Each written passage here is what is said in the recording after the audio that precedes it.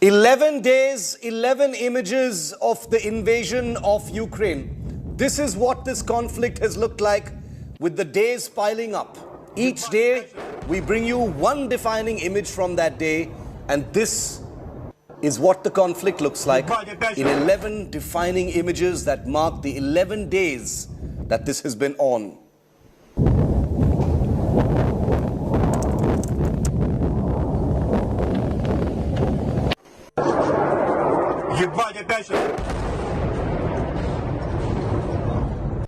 It's day 11 of Russia's invasion of Ukraine. Attacks continue on the most attacked city so far of Kyiv near the Russian border as airstrikes continue to damage several buildings in this city. Remember, India Today is the only channel reporting from inside Kyiv at this point of time. Multiple buildings on fire over the last 72 hours.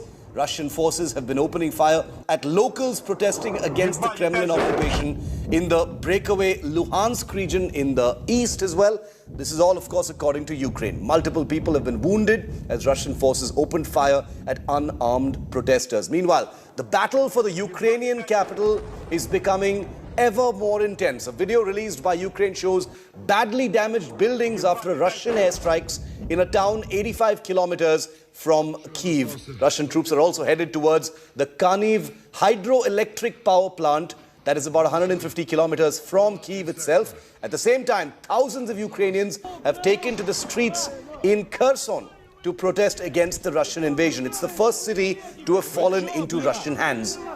Meanwhile, the next round of talks between Russia and Ukraine will be held on Monday, where they are once again going to discuss ceasefire and safe passage for citizens. Поэтому защищайтесь, иначе она заберет и ваши жизни, и ваши дома. Украина в своих не стреляет. Мы не взрываем жилые дома. И все на Донбассе для нас всегда были и будут украинцами, нашими людьми, нашими гражданами. У Донецку. Gaurav Sawant is our man on the ground. He's India's most watched and most sought after reporter on the Ukraine story. He joins me day 11. Gaurav, many big questions. Ukraine continues to be under siege. The levels of combat activity have increased in Kharkiv once again. Things were a little calm in Kharkiv for a couple of days, but they appear to have begun once again. But take us through what the forecast is in Kyiv itself. Airstrikes have been happening over the last 24 hours, very close to where you are. Shiv, good morning. It's 7:30 in the morning here. -3 degrees is the temperature. And at this point of time, the shoulders of Kyiv are being systematically taken down or targeted by the Russian Air Force. There have been missile strikes. There have been airstrikes. They've been taking place in 3 very crucial places. Chernihiv, they've been taking place in Irpin. They've been taking place in Ostomel. Now, these are areas where Russia claims that there are air defense systems and shoulders of resistance or pockets of resistance before they come into Kyiv. So they are systematically being targeted. They have been targeted, including in some civilian areas. Kharkiv that you were mentioning, Shiv, that has seen intense battles, including missile and air attacks. Late last night, the Ministry of Defense here issued a statement and they gave out numbers of weapons of war destructed. Shiv, remember we went viral, we went big with that Mi-24 helicopter being taken down and then a Mi-35 attack helicopter being taken down. Late last night, the Ministry of Defense here claimed that they had, in 10 days of war, today's day 11, in 10 days of war, they had destroyed 44 fighter jets of Russian Air Force and 44 attack and transport helicopters. And yesterday, they've released images of Russian Air Force pilots, including a Su-30 pilot, who they claimed had carried out a series of bombings but was shot down by a surface-to-air missile. They're saying it's not just the Stingers, but even Iglas that we are using in some of these areas. And they claim, this is a big claim made by the Ukrainian government, backed by the Ukrainian President Zelensky, who said in 10 days of battle, 10,000 Russian soldiers had been killed, more than 700 tanks and armored personnel carriers destroyed, a number of Smerch multi-launch rocket systems have been taken down, and according to Ukraine, with video images released late last night, that Russians are abandoning their weapons and fleeing the battle scene. Information warfare it may be, but on ground, this is the claim being made by Ukraine as the president very desperately demands for additional fighter jets, air defense systems, surface-to-air missiles, anti-tank guided missiles, small arms and ammunition from neighboring countries, and of course even fighters to protect his capital, while claiming, the Ukrainian government is claiming that several Iraq and Afghanistan war veterans from some of these countries in the neighborhood are now joining them as volunteers and mercenaries and guiding and participating in the operations against Russia. Day 11 images. The escalation is very, very visible, Gaurav. Things are a little quiet today in Kyiv, but not for long. It's 7:30 in the morning. Any moment now, we're probably going to be hearing those air raid sirens once again, which kind of blare out of nowhere, underlining the unpredictability of the situation. It's day 11. It's almost 2 weeks since this entire military operation, the denazification, as Putin calls it, began. But have those military objectives been met? And more importantly, have Putin's political objectives been met? So far, they haven't, because Ukraine is fighting back. But how long before Kyiv actually falls is the big question. Just for a moment, and I'm going to keep those pictures on your screen. Gaurav, stay with me. There are anti-war protests that have broken out in different parts of the world, including here in India. In fact, India Today's Shreya Chatterjee is with reporting from an anti-war protest outside Delhi's iconic Jantar Mantar right now. Let's just take a look at some of those pictures and then we'll come right back to Kyiv.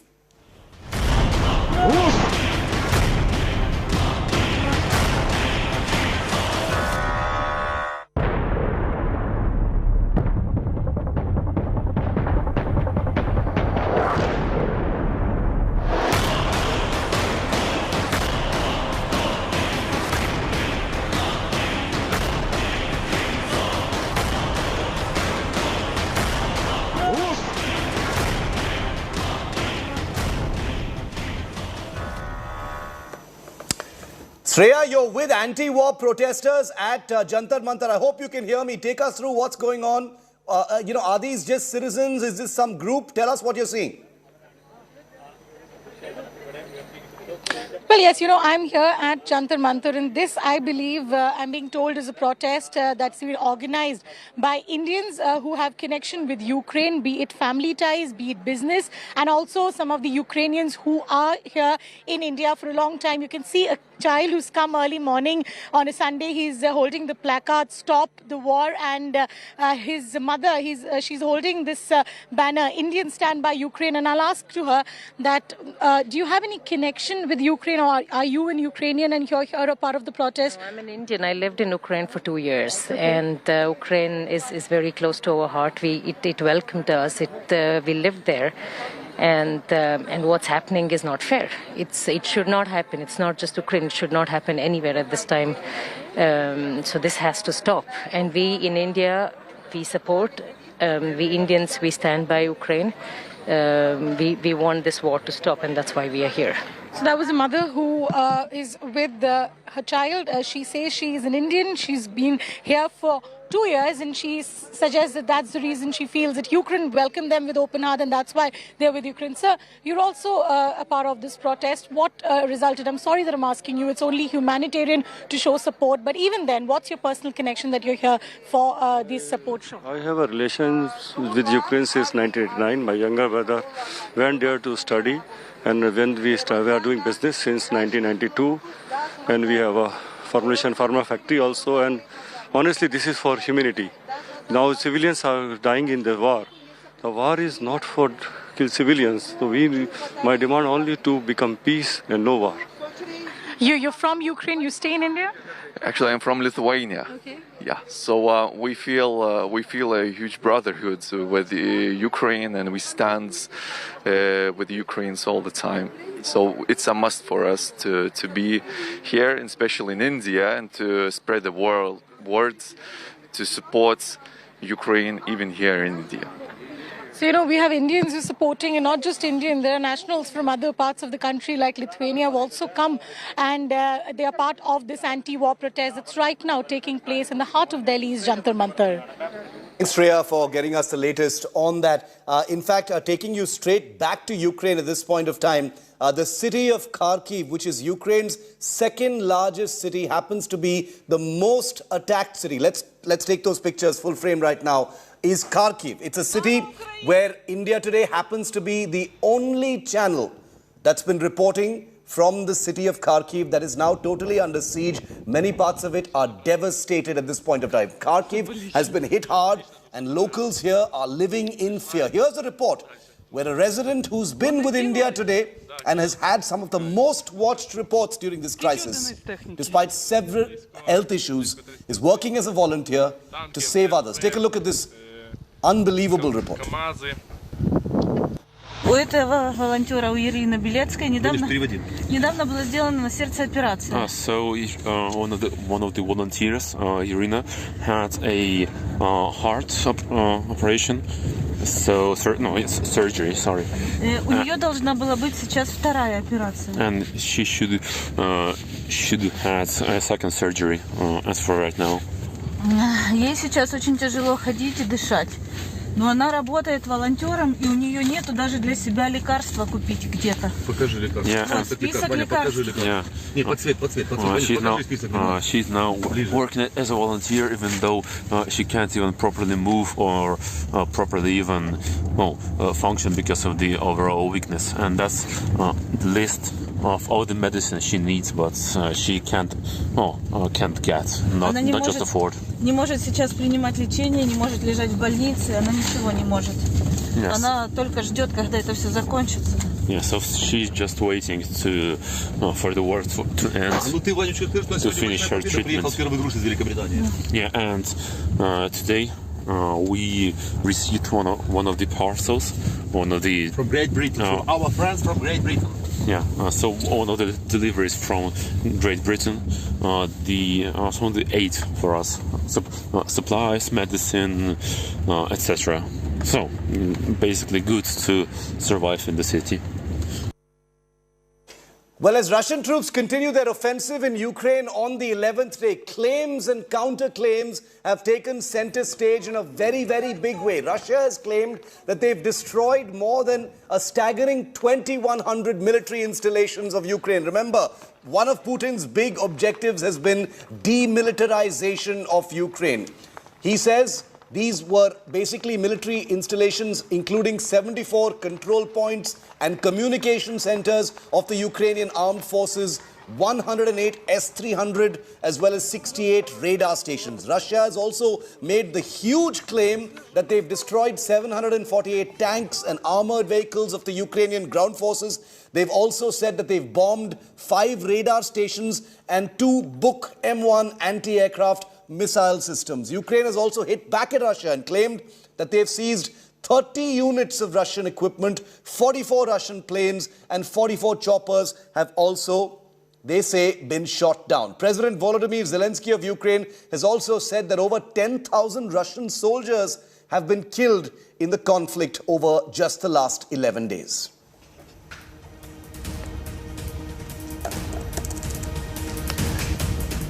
Gaurav Sawant continues to be with us. Gaurav, a very visible rise in air power incidents apparently at this point of time. Are you seeing that as well? Lots of aircraft, lots of shoot downs, very visible, presence of air power suddenly. Shiv, there indeed is, and that's an indication that on day 11, or at least on day 10, this battle appeared to be intensifying and coming closer to Kyiv, even though, this city remained eerily calm last night and this morning. But the use of air power, there was almost like a media blitzkrieg here in Ukraine, where images of Ukrainian Air Force and Ukrainian ground forces shooting down using surface-to-air missile and air defense systems of Russian aircraft and helicopters. And that claim that came late last night, 44 fighter jets, 44 attack and transport helicopters being shot down in 10 days of battle, with images of prisoners of war, Russian Air Force pilots, including a Su pilot with a part of his body burnt, perhaps when he bailed out of the aircraft.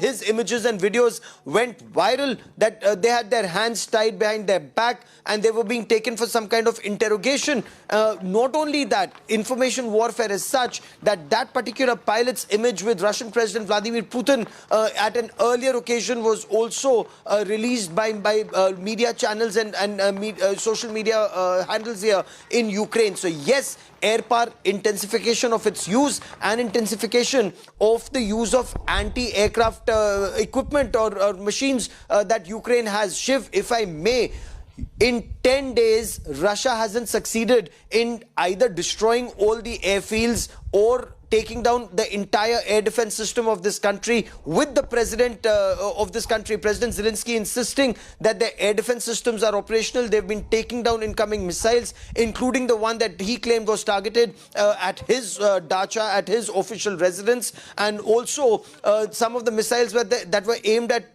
vital assets and vital points, including an airbase here. Point one. Point two, for some of the pilots who've been taken prisoner, they are being interrogated. Some of the convoys are now being targeted by the Ukrainians, and they are saying that's the reason why that famed 63-kilometer long convoy still hasn't been able to reach Ukraine, because on the outskirts it's been targeted twice, not just from ground but also from air. At the same time, Shiv, if I may quickly, President Zelensky is desperately asking the West to provide them with more fighter jets. They need fighter jets. They have 70 pilots waiting in Poland, waiting to pick up those aircraft, and he says those aircraft need to come in as quickly as possible, as do other, ATGMs and SAMs and small arms and ammunition, for them to continue this battle. Otherwise, the consequences, according to Ukraine, could well be disastrous in the days and weeks ahead. Shiv. And Gaurav, one of the things we've been seeing, and I'm going to ask you about that right after this report, that is there an Operation Blackout afoot? Is Putin looking to choke Ukraine of all its electricity? Because if he controls all the power stations and the nuclear facilities in Ukraine, that could lead to a great deal of leverage against Ukraine as well as the countries that are supporting Ukraine. It's day 11 of this military operation, but Putin has set his eyes on capturing all 15 nuclear plants in Ukraine. He already has 2. Ukraine claims that Russian troops have captured 2 Ukrainian nuclear facilities. One of them is defunct Chernobyl. The other one is Europe's largest, that's Zaporizhia, and is now advancing towards the 3rd nuclear plant. According to President Zelensky, the Russians have already captured Chernobyl and Zaporizhia. Remember, a couple of days back, Zaporizhia's nuclear facility was attacked by Russians. There was shelling that caused a fire in one of the training buildings. The administrative building near the reactors was set ablaze, and now he's heading towards a 3rd nuclear facility as well. Gaurav, this very dogged pursuit of controlling the nuclear facilities in Ukraine. Let's remind our viewers that Ukraine depends about 50% of its electricity and power comes from these nuclear facilities. Zaporizhia has already fallen into Russian hands. Chernobyl, despite being defunct, is now in Russian hands. They're heading towards a 3rd. There are a total of 4 nuclear sites which house these 15 reactors, Gaurav. What's the objective? Is he trying to squeeze Ukraine? He has the power switch for Ukraine in his hands. That gives him more leverage. What are you listening to? Shiv, the president of this country has also warned the world that Zaporizhia survived by the skin of its teeth. Zaporizhia is in the control of the Russians. There were claims and counterclaims made by both sides, but the president says Zaporizhia and Chernobyl are in Russian control. Kyiv is the 3rd place where they are heading to, where the Russians are heading to. They are now less than 100 kilometers away from there, is what we are being told. And should they control the 15 nuclear reactors, the situation does become extremely grim for a country which is so heavily dependent on nuclear power. where temperatures are below zero even as we speak, even as you and I speak. It's -3 degrees outside. It was snowing till early this morning, till late last night when we returned, to our base. It's been snowing here, and people desperately require power. Look at the problems that people are facing in places like Kharkiv and in Mariupol, without water, without electricity, without medicines. Should that happen to Kyiv, how long will Kyiv be able to resist the Russian onslaught, the impending Russian attack? So, that apprehension of those cold, dark nights and days ahead is also well and truly playing in the minds of the Ukrainian people here, seeking international intervention. When the Israeli Prime Minister flies into to Russia, speaks to the president, speaks to President Putin, then speaks to President Zelensky, then speaks to Chancellor Scholz, the effort is, will there be a negotiated settlement? There is another round of talks that's happening tomorrow. But as you very rightly mentioned, Shiv, President Putin has an agenda, and his agenda is demilitarization of Ukraine. Russia has just released images of what's happening in Kherson, where an entire military formation fell in the hands of the Russians with their abandoned weapons in fit for war condition. They have vehicles, they have the tanks, they have the other warfighting equipment, all from Kherson, and they're moving towards Kyiv. Should the shoulders fall, whether it's air defense systems in some of the neighboring areas, then there isn't much left to defend Kyiv except the fighters on the streets, the veterans who are coming in, and hopefully by then the aircraft that may come, or Ukraine may just be left hanging in a limbo. Where all these nuclear facilities are. Let's just show them a map because it makes perfect sense. There are 15 nuclear facilities in Ukraine. 50% of the country's power comes from nuclear facilities. Chernobyl is defunct. That's the site of the biggest, the world's biggest nuclear disaster that's happened so far in 1986. Is also in Ukraine. Remember, in those first pictures that came in during the invasion, Chernobyl was taken over by the Russians. People still don't know why. Zaporizhia's plant, which is Europe's largest nuclear facility, has also fallen into Russian hands.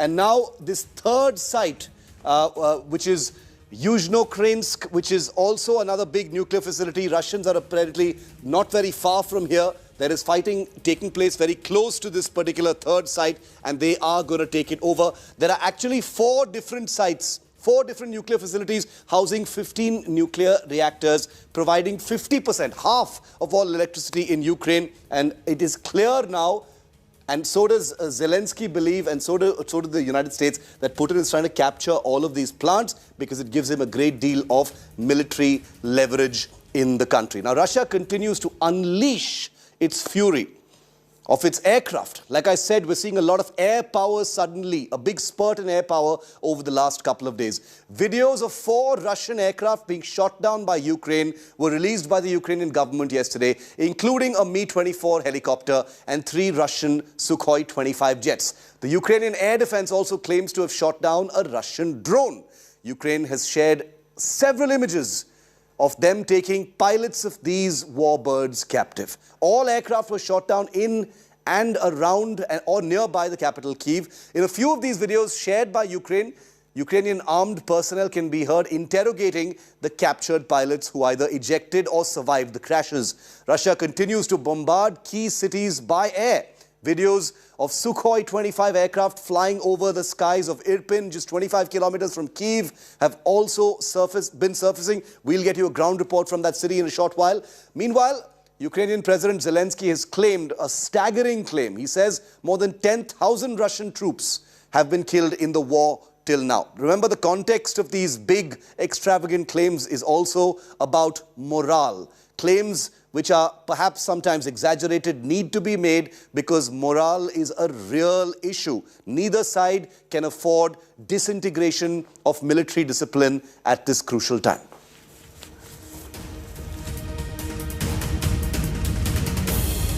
Several different weapons that are being used by Russia in Ukraine right now, some of the most lethal, which haven't been used just yet, but which are available to the arsenals of Russia, are the thermobaric weapons. Here's a quick report. We're explaining to you what some of these weapons look like.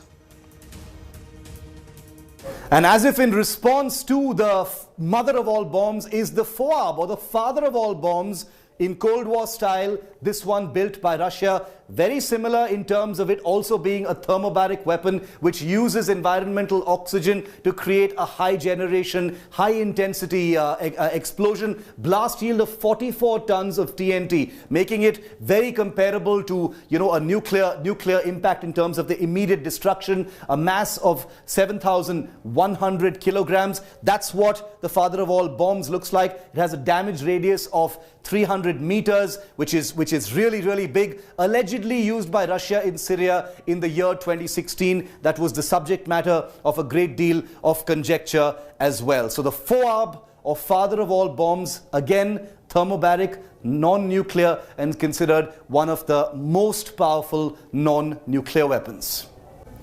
With a nuclear exchange completely unthinkable, countries have still invested billions, like the US and Russia, in super destructive weapons that are actually non-nuclear. For example, what is called the MOAB, or the mother of all bombs. It has a 10,000 kilogram weight. It is 30 feet tall. It has a blast yield of 11 tons of TNT, comparable to nuclears, a damage radius of 150 to 300 meters, and it is an ordnance air blast weapon, basically a thermobaric weapon. It's totally non-nuclear. It's considered a conventional weapon. There is no radiation of any kind. It is a fuel air explosive, which basically means it uses the environmental oxygen to generate a high intensity explosion. It's been used by the US in 2017 in Afghanistan against ISIS and is considered one of the most powerful non-nuclear weapons at this time.